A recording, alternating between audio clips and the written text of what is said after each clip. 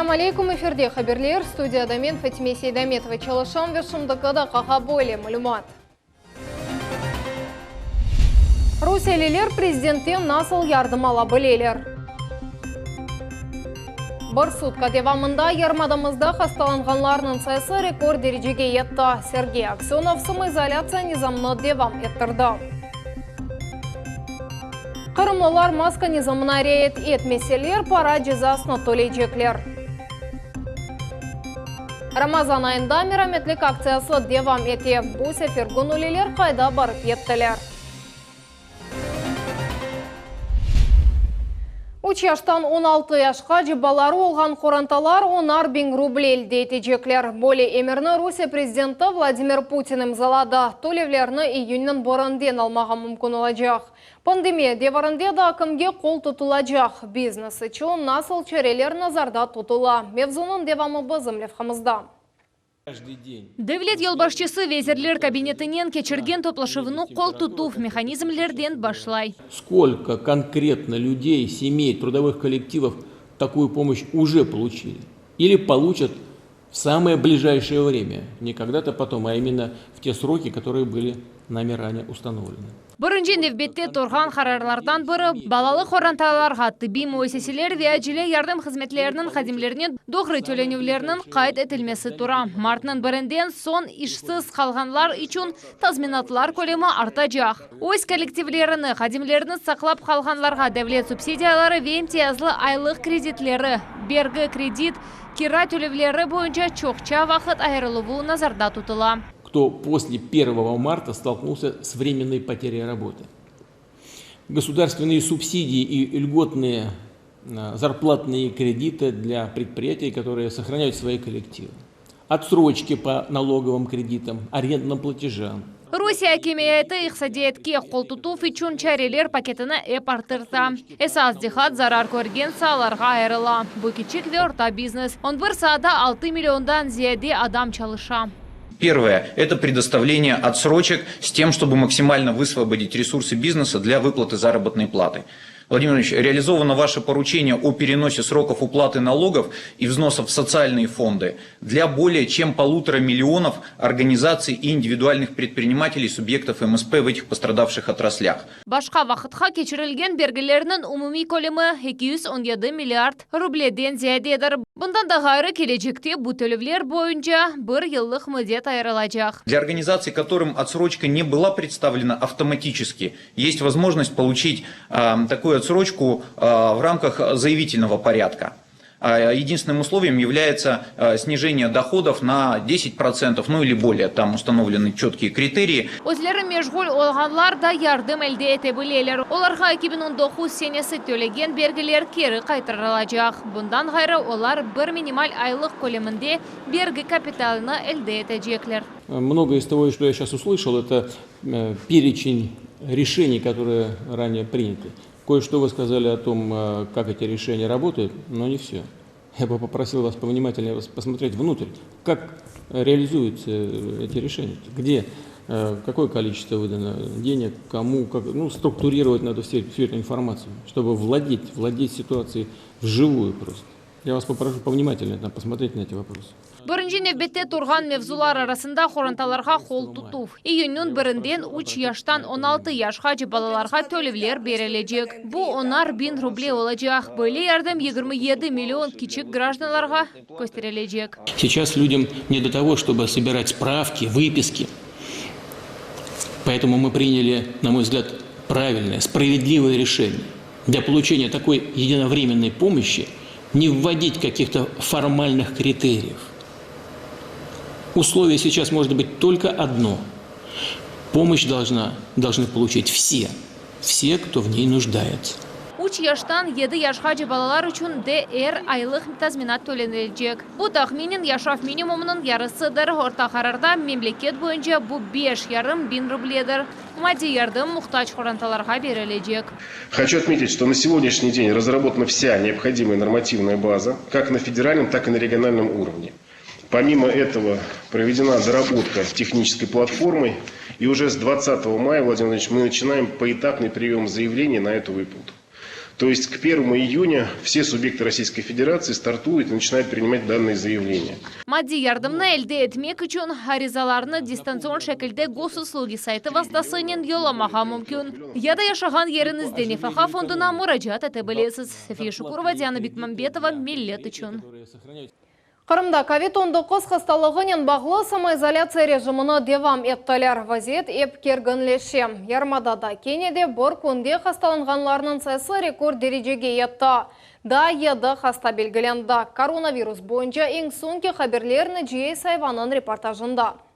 Kırım Cumhuriyetinde samoizolyatsiya rejimini mayısının 31'ine kadar devam ettiler. Bugünkü günden maskalar takılması herkes için mecbur. En esas şart insanlar özara mesafe tutmak gerekler. Yolga tek sebeple çıkmağa mümkün. Bu ise tek işke yakın yerde yerleşken tükanga, ilaçhanege ve acele vaziyetlerde çıkılgan sebepler olması mümkün. Şimdi anlamak ve işke sabırla yanaşmak gerek. Mayıs ayının hepsi günlerine evveleri kabul geçirip olamayacakmaz. Eğlence merkezleri hiç kimseni beklemeyi çoksu tükenler kapalı. Bir yaka barmakның çaresi yok. Ev hayvanlarını kezindirmek için dışarıga çıkmağa mümkün ama sebepsiz sürgenler de var. Bu vakit içinde ise Kırım'da koronavirus vaziyeti kerginleşi. Bir kunde da 7 hasta belgilendi. 5 adam ağır aldı. İkisi helak oldu. Значит, у нас за истекшие сутки у нас 7 заразившихся.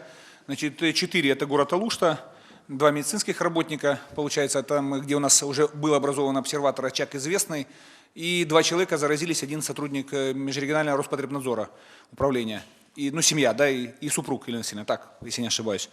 Да, и, значит, Красноперекопский район, село Почетное, 1 человек, и Сакская больница, 2 человека. 2 медицинских работника тоже, как ни печально. Şimdi Kırım'da 209 hasta belgilendi. Onlardan arasında 64 kişi tedavilendi. Hastalar Aluşta, Yalta, Orkapu ve Cankoy rayonlarında Ermeni, Bazar ve Akmejit'te yaşaylar. Pandemiya az belgilengen yerler de var. Kırım Cumhuriyeti'nin yolbaşçısı 1 Mayıs gününden Yarımadaga kelgen ve Kırım registrasyası yadamında mal mülküsü olmaganlarını 14 gün observatorlarda karantinde oturmağa mecbur etti. Müesseseler Mayıs'ın 18'inden çalışıp başlamak gerekler. Najisayeva, Ramazan Alivapov, Millet için. Kırım Cumhuriyetinde Adliye Vezirinin yangi muavini vazifesine Lenur Abduramanov tayinlendi. Vezirler Şurası reisinin Boley Mera Akimiyet portalında neşir etildi. Evvel Lenur Abduramanov Devlet Milletler Ara Komitetinin reisi olup çalışkanıda. Anda o 2 yıl reberlik etti. Maska rejimini bozgan Kırımlılarga para cezası tayinlenecek. Bu vaqta Kırım yolbaşçısı haber attı. Korçala vasıtalarını nasıl etip doğru kullanmağa ve onlarını ne yerde satın almağa mümkün olgan hakkında Evbetek Elifhamızda.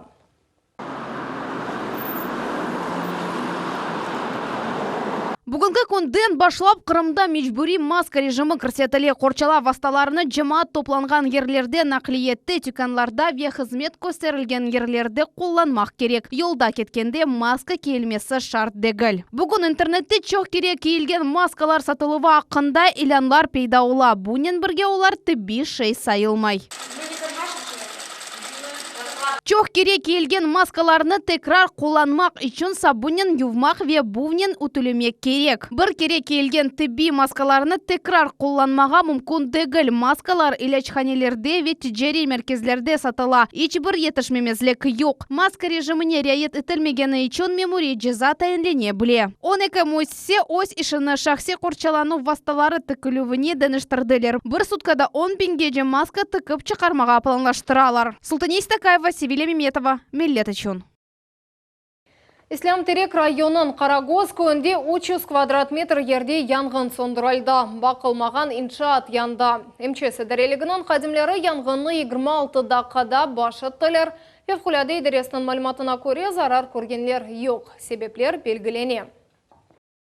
Кырымда Мұқадес Рамазан айы девамында мераметлік акциясы фаал сүреттен кешаф етті. Бұл сефер мейва ве себзеватны сақат балалар үшін Қарасу базардаки эв интернатына кетірділер.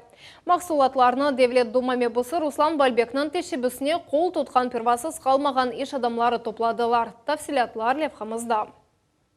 Жилек, портакал, алма ве мандарин, бір қач құту мейва ве себзеватны сақат балалары үшін Қарасу базар ев интернатының қапылары өгінді иш адамлардан анбар ребері қабыл ете. Хотелось бы, чтобы дети радовались в это сложное время. Вот. Ну и персонал, который, огромное спасибо персоналу, который сегодня работает с детьми. Вот. Как бы и Руслан Исмаилович Бальбек, вот, благодарен вам, что вы в сложное время так с детишками там.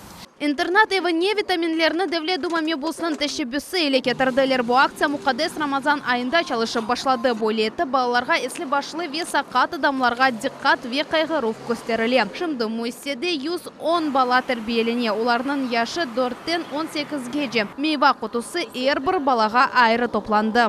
Благодарим депутата Государственной Думы за оказанную помощь нашим деткам. Весна. Витаминов здесь очень много, так что огромное спасибо. Мұқадес айы девамында әрбір мұсульман ие ішлер етмеге тырыша. Шу себептен мебусын тәшебісіне чоқысы иш адамлары қол тұталар. Да, вы знаете, после обращения Руслана Исмаиловича реакция не заставила себя долго ждать. Предприниматели стали связываться. Зивайга Усманов меня подключил в это дело. Ну и постоянно поступают звонки, предложения. Кечкен авто бойлы ярдымны Ахмеджетте ерлешкен қартлар евелді етті. 30 эслі башлы адам үшін ифтар тәшкілетілді. Бұ аняны Рамазан айындан сонда девам етмеге планлаштыралар. Султан Естакаева, Арсен Фукала, Миллет үшін.